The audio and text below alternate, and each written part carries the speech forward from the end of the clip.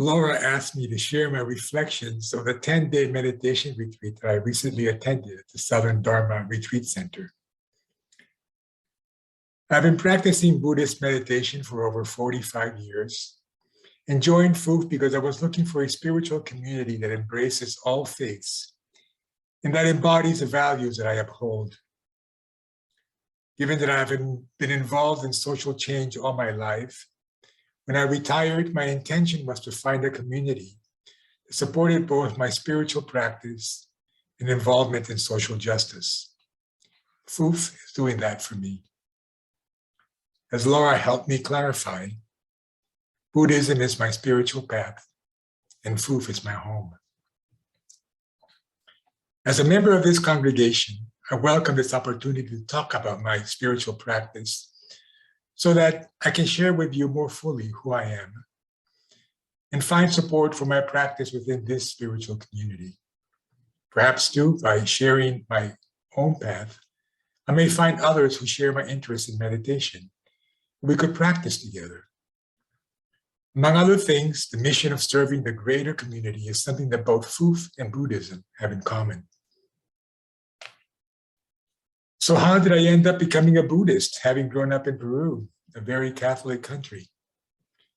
I learned about Eastern philosophy from my father while in high school. In college, I explored different paths and was attracted to Buddhism because it was practical and there was no theology involved. I received formal training in Zen and in insight meditation a few years later. Once I started practicing, I knew that I would continue to meditate for the rest of my life. Although my intention has been to meditate regularly, my practice has not always followed a continuous path. There were periods in my life when I had a regular daily practice, and others, given the demands of work and family, when I meditated sporadically or not at all. I attended weekend retreats once in a while when I could, but since working in international development meant moving every few years and we never lived close to a Buddhist community, I learned from books and listened to recordings of teachings. For most of the 45 years, I practiced on my own or with my wife, Kathy. After retiring, I finally had the time and could pick my own priorities, so meditation became one of them. The pandemic, for all the suffering it has caused, opened new opportunities for me. I took advantage of meditation courses offered online. I dedicated time to deepening my practice.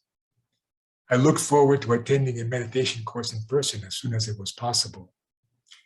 And I found the Southern Dharma Retreat Center in Hot Springs, North Carolina, a 2.5-hour drive from Maryville. They offered in-person programs with a strict COVID protocol, so I signed up for the 10-day silent retreat led by an experienced Buddhist teacher. People have asked me what it was like not to talk for 10 days, but it wasn't just about not talking. There was no eye contact either. We were 21 students who shared meals, living quarters, in the meditation hall for 10 days, each within ourselves. Everything we did was an opportunity to further the practice of mindfulness. Meditation started at 6:30 a.m., alternating between sitting and walking meditation, and continued until 9:30 p.m., with breaks for meals and for chores, which were referred to as working meditation. The teacher provided instruction to the group, met with each student individually several times during the retreat, and gave a Dharma talk every evening after dinner. It was an amazing experience, so much more than I expected. It has really strengthened my resolve that this is what I want to do. So why do I meditate? I meditate so that I can become more aware of my thoughts, my words, and my actions, to avoid being harmful to myself and to others, and to better be able to help others. I meditate so that I can be a wiser and more compassionate person. I meditate in order to become less reactive, to be more aware of what I tend to grasp onto and to hold on to, and what I push away and reject, and to understand what is behind that. I meditate to know myself better, to be happier.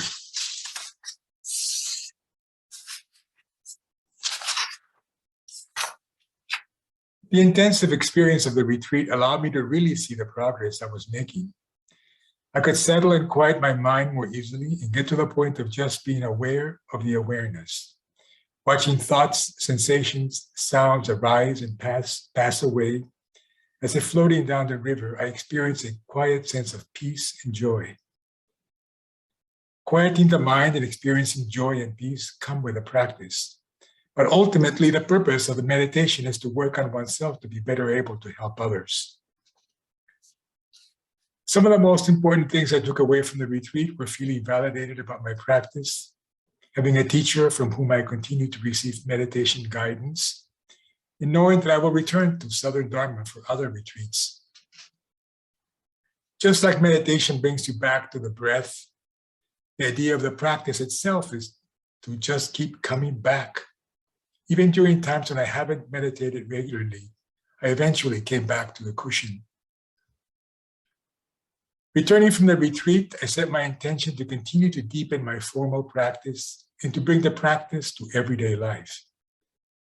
It was an ambitious commitment made as I realized, as I finalized a truly remarkable experience, and sharing my intention with this spiritual community today will strengthen my resolve and make my intention stronger. Thank you for giving me this opportunity.